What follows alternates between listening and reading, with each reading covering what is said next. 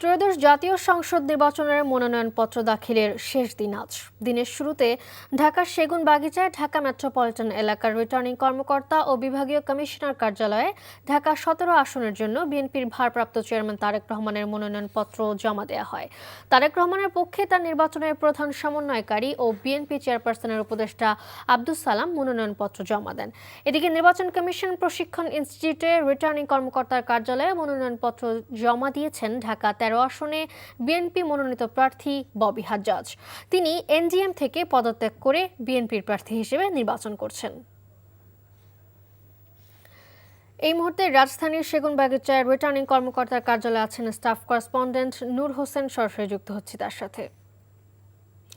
নূর, আজ শেষ দিনে সকাল থেকে কারা মনোনয়নপত্র জমা দিয়েছেন, এছাড়া আর কি খবর রয়েছে আপনার কাছে জানাবেন।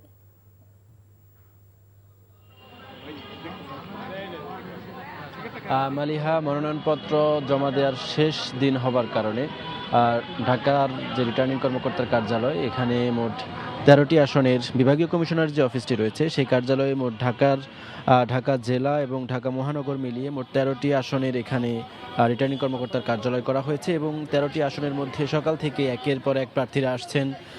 তারা তাদের যে 5 জন সমর্থক নিয়ে আসবার কথা, সেই 5 জনকে কেউ ক্ষেত্রে বেশি নিয়ে আসছেন। এসে তাদের যেই টেবিল, প্রত্যেকটি আসনের জন্য নির্দিষ্ট কক্ষ নির্ধারণ করে রাখা হয়েছে, সেখানে গিয়ে তারা তাদের যে মনোনয়নপত্র সেটি জমা দিচ্ছেন। এখন পর্যন্ত আমরা এখানে তারেক রহমানের প্রতিনিধি দলকে আসতে দেখেছি এবং তারা ঢাকা 17 আসনের পক্ষ থেকে তারেক রহমানের জন্য মনোনয়নপত্র জমা দিয়েছেন এবং তার প্রতিনিধি দলের নেতৃত্ব দিয়েছেন বিএনপির চেয়ারপারসন উপদেষ্টা আব্দুস সালাম, বীর মুক্তিযোদ্ধা, এবং ঢাকা মহানগর উত্তর আওয়ামী লীগের উত্তর বিএনপির আহ্বায়ক আমিনুল হক। এছাড়া এর কিছুক্ষণ আগেই ঢাকা 14 আসনে জামায়াতে ইসলামী মনোনীত প্রার্থী যিনি রয়েছেন ব্যারিস্টার মীর আহমেদ বিন কাসেম, তিনিও এখানে এসেছেন, তিনি মনোনয়নপত্র জমা দিয়েছেন। এছাড়া ইসলামী আন্দোলন সহ অন্যান্য আরও যে রাজনৈতিক দলগুলো রয়েছে তাদের যারা প্রার্থী রয়েছেন তারাও এখানে এসে তাদের যে মনোনয়নপত্র সেটি জমা দিচ্ছেন আমরা দেখতে পেয়েছি।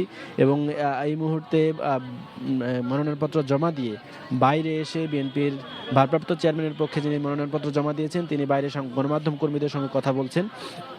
সেই কারণে এখানে ভিড়ের পরিমাণটা একটু বেশি এবং রিটার্নিং কর্মকর্তাদের পক্ষ থেকে আনুষ্ঠানিকভাবে হয়তো বিকেলের দিকে সর্বমোট এখানে এই 13টি আসনের জন্য কতজন প্রার্থী তাদের মনোনয়নপত্র জমা দিয়েছেন সেটি বিকেলে আনুষ্ঠানিকভাবে রিটার্নিং কর্মকর্তা যদি গণমাধ্যম কর্মীদেরকে ব্রিফিং করেন তখন আমরা জানতে পারব। মালিহা।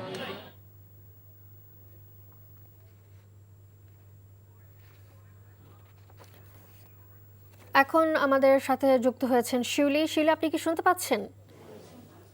শিউলি, আপনার কাছে কি খবর রয়েছে? জাতীয় সংসদ নির্বাচনে মনোনয়নপত্র দাখিলের খবর জানাবেন।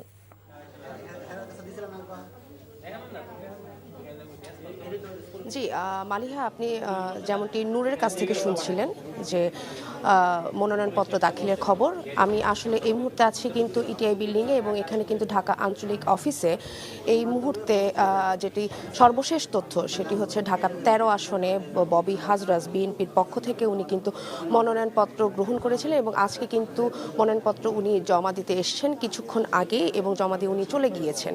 তো ববি হাজরাজ হেভিওয়েট প্রার্থী, উনি কিন্তু বলেছেন যে উনি যে তার দল যে সেই দল থেকে পদত্যাগ করে উনি যে বিএনপির ধানের শীর্ষে উনি হচ্ছে এবার মনোনয়নপত্র জমা দিলেন। এছাড়াও আপনাদেরকে একটু বলে রাখি যে আমরা ঢাকা আঞ্চলিক যে রিটার্নিং অফিসার উনি কিন্তু আমাদেরকে যে তথ্য দিয়েছেন এই পর্যন্ত ঢাকা 13 আসন এবং ঢাকা 15 আসন এই দুটি আসনে কিন্তু মোট 32টি হচ্ছে মনোনয়ন উত্তোলন করা হয়েছে এবং মনোনয়ন জমা পড়েছে কিন্তু 4টি এবং গতকাল পর্যন্ত কিন্তু ঢাকার 13 আসনে হচ্ছে আপনার 2টি মনোনয়ন তারা হচ্ছে জমা নিয়েছেন এবং আজকে ববি হাজরা যেহেতু ঢাকার 13 আসনে জমা দিলেন, এই পর্যন্ত ঢাকার 13 আসনে মোট 3টি প্রার্থী কিন্তু আজকে 3টি মনোনয়ন জমা দিয়েছেন এবং ঢাকার 15 আসন থেকে যেটা আমরা জানতে পেরেছি যে